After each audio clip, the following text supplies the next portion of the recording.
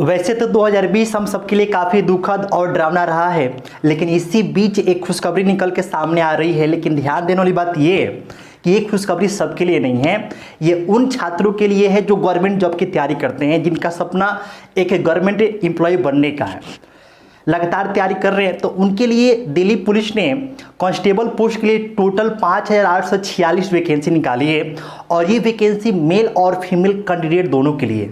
तो आज इस वीडियो में हम इसी के बारे में पूरा डिटेल से चर्चा करेंगे कि कौन कौन लोग इसे फॉर्म को भर सकते हैं।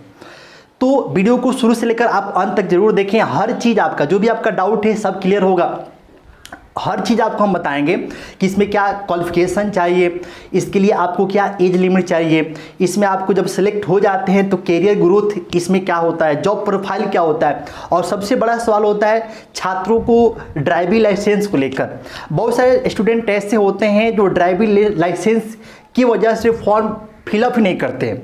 तो हम ड्राइविंग लाइसेंस आपको ड्राइविंग लाइसेंस की कब रिक्वायरमेंट होगी, कब उसकी आवश्यकता है, हर चीज़ आपको A to Z जो भी बातें हैं हर एक चीज़ आपको बताएंगे। तो वीडियो को शुरू से लेकर अंत तक जरूर देखें। तो दोस्तों, मैं अमरिंदर और आप देख रहे हैं यूट्यूब चैनल स्टडी मंडे।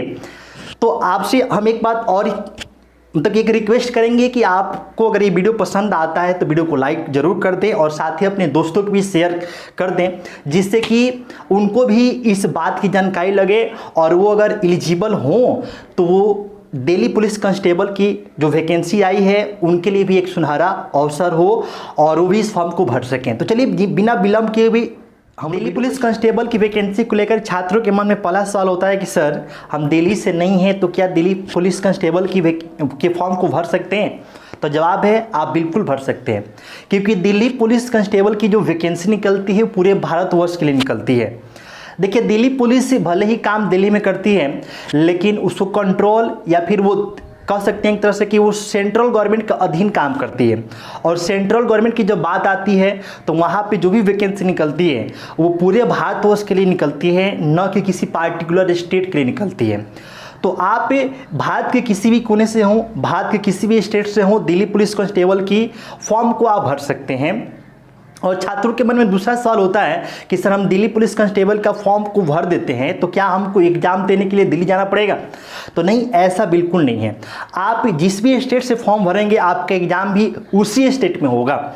और एक बात आपको और हम बता दें कि आपका जो फिजिकल होगा, यानी कि जो आपका PET होगा, फिजिकल एफिशिएंसी टेस्ट होगा, वो भी आपके होम स्टेट में होगा।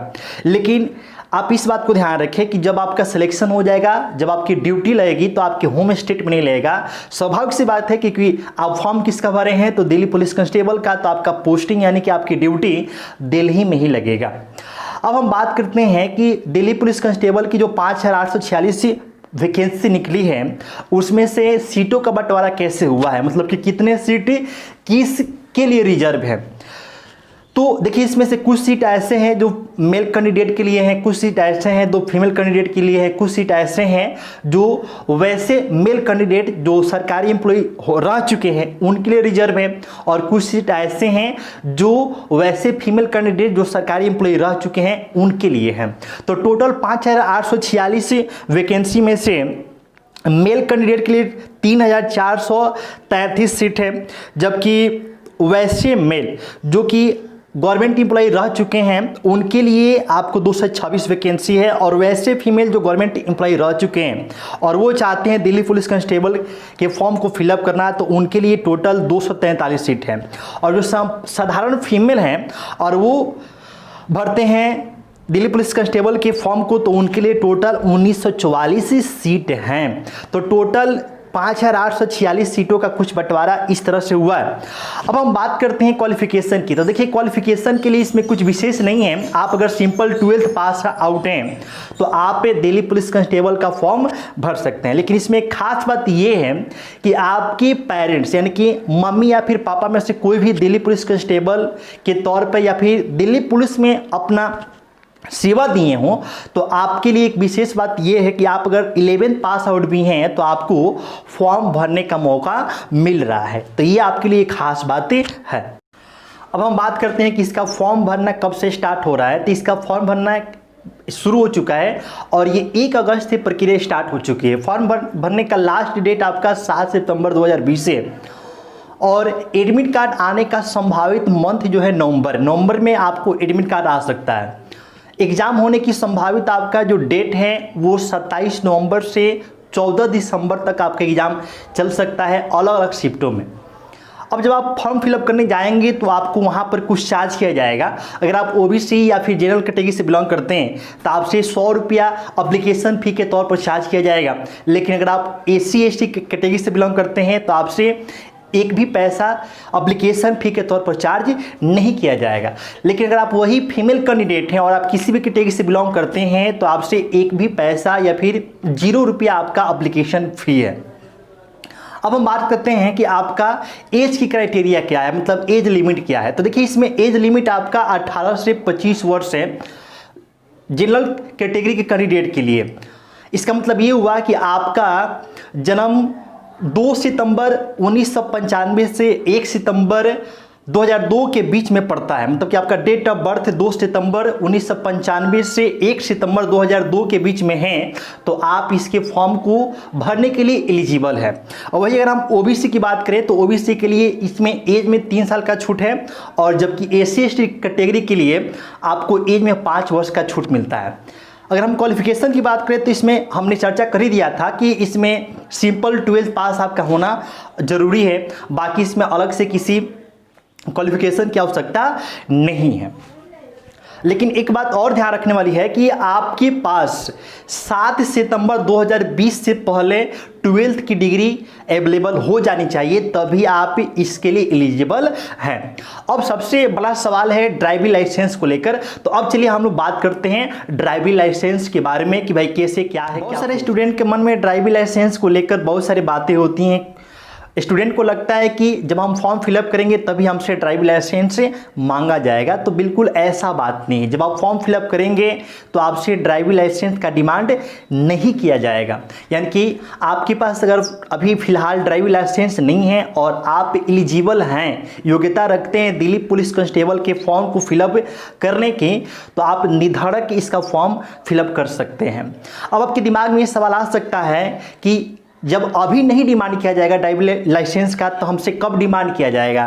तो देखिए जब आप पीटी क्वालिफाई कर जाएंगे, पीटी का मतलब होता है जब आप रिटन एग्जाम क्वालिफाई कर जाएंगे, पास कर जाएंगे, उसके बाद से आपका फिजिकल होगा। फिजिकल के समय ही आपसे डॉक्यूमेंट्स वेरिफिकेशन कराया जाएगा। तो जब आपका डॉक्यूमेंट वेरिफिकेशन होगा उसी दौरान आपसे ड्राइविंग लाइसेंस भी डिमांड किया जाएगा। तो आपका ड्राइविंग लाइसेंस की आवश्यकता कुल मिलाकर जब आप फिजिकल देने जाएंगे उस समय पड़ेगी और उस समय तक आपके पास फिलहाल अगर नहीं भी है तो अगर आप कोशिश करेंगे तो आपके पास ड्राइविंग लाइसेंस हो सकता है। और ड्राइविंग लाइसेंस के बारे में एक बात और आपको हम क्लियर कर दें कि आपके पास किसी भी लाइट मोटर व्हीकल्स का ड्राइविंग लाइसेंस है तो आपको चिंता करने की कोई बात नहीं है, आपका काम निकल जाएगा। लेकिन आपके पास अगर किसी लाइट मोटर व्हीकल का लर्निंग वाला ड्राइविंग लाइसेंस है तो फिर आपका मामला फंस सकता है। आपके पास जो ड्राइविंग लाइसेंस होना चाहिए वो परमानेंट ड्राइविंग लाइसेंस होना चाहिए। और जो फीमेल कैंडिडेट है उनके लिए एक बात हम क्लियर कर दें कि उनसे ड्राइविंग लाइसेंस डिमांड नहीं किया गया है। तो जो भी फीमेल कैंडिडेट वीडियो को देख रहे हैं और देखने के बाद दिल्ली पुलिस कांस्टेबल के फॉर्म को फिलअप करने के सोच रहे हैं तो वो लोग इस झंझट से एकदम मतलब कि आप बिल्कुल टेंशन फ्री होकर इसका फॉर्म भर सकते हैं क्योंकि ड्राइविंग लाइसेंस आपसे डिमांड नहीं किया गया है। तो उम्मीद है कि आप इस बात को समझ पाए होंगे कि भाई ड्राइविंग लाइसेंस की जो आवश्यकता है वो कब पड़ने वाली है और किन को पड़ने वाली है। तो अब हम लोग चलते हैं आगे कि दिल्ली पुलिस कांस्टेबल का जो एक सिलेक्शन है उस सिलेक्शन प्रोसीजर क्या है, मतलब कि इसमें आप सिलेक्ट कैसे हो पाएंगे, किन किन स्टेप से आपको गुजरना पड़ेगा। तो देखिए इसमें मुख्यतः सिलेक्शन का जो प्रोसीजर है, सिलेक्शन का जो प्रोसेस है, उसमें सबसे पहले आपको रिटन एग्जाम देना पड़ेगा। रिटन एग्जाम में आपसे अगर हम कहें कि भाई क्या क्या पूछा जाएगा तो आपसे 4 सेक्शन से प्रश्न आएंगे। एक तो आपको जनरल अवेयरनेस यानी कि जीके जीएस से प्रश्न पूछा जाएगा, उसके बाद से इंग्लिश से प्रश्न पूछा जाएगा, उसके साथ साथ आपसे रीजनिंग से भी प्रश्न पूछा जाएगा और साथ ही साथ आपसे मैथ से भी प्रश्न किए जाएंगे। अब किस सेक्शन से कितने प्रश्न होंगे और कितने मार्क्स के होंगे इसकी बात करें तो देखिए, आपसे मैथ में आपसे जो है 15 क्वेश्चन 15 मार्क्स के पूछे जाएंगे और साथ ही साथ रीजनिंग के 25 क्वेश्चन 25 मार्क्स से पूछे जाएंगे और जनरल अवेयरनेस और साथ ही साथ उसमें करंट अफेयर भी इंक्लूड होगा, उसके 50 क्वेश्चन 50 मार्क्स के होंगे।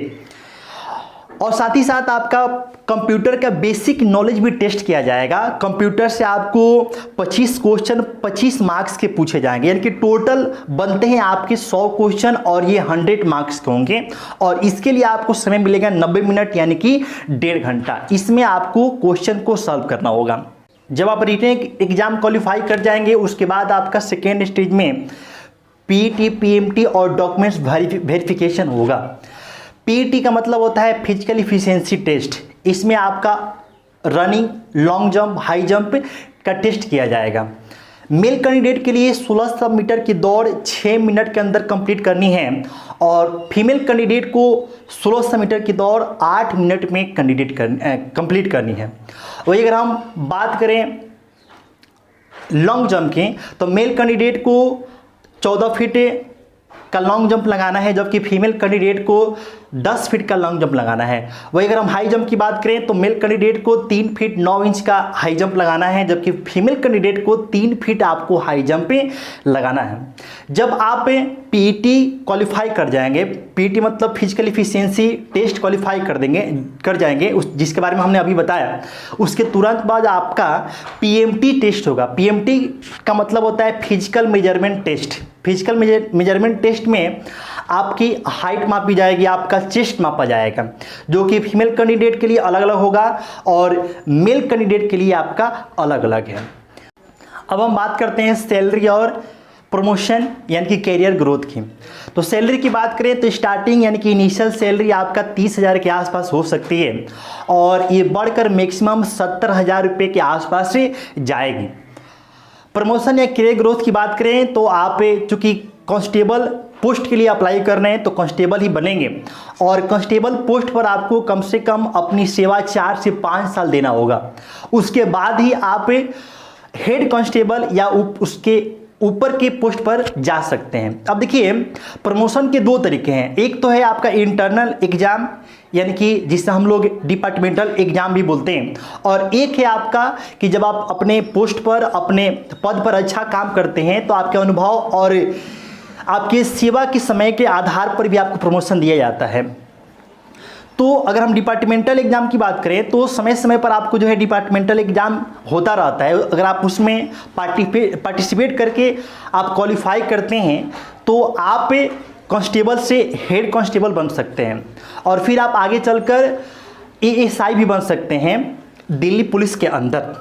लेकिन आप ये बात अच्छे से समझ लीजिए कि स्टार्टिंग के 4 साल तक आपका किसी प्रकार का कोई प्रमोशन होने वाला नहीं है। 4 साल से 5 साल तक आपको कांस्टेबल के तौर पर ही आपको अपनी सेवा देनी पड़ेगी।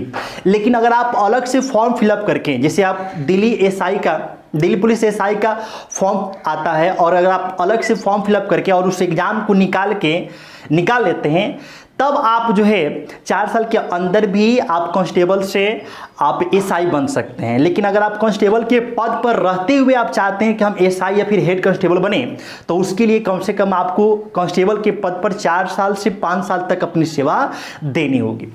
तो उम्मीद है कि आज की वीडियो में जो भी बातें हमने समझाई और समझ में आई होगी। वीडियो पसंद आया हो तो वीडियो को लाइक और शेयर जरूर करें और फिर मिलते हैं अगले वीडियो में एक नए टॉपिक को लेकर। तब तक के लिए दीजिए अनुमति। बाय।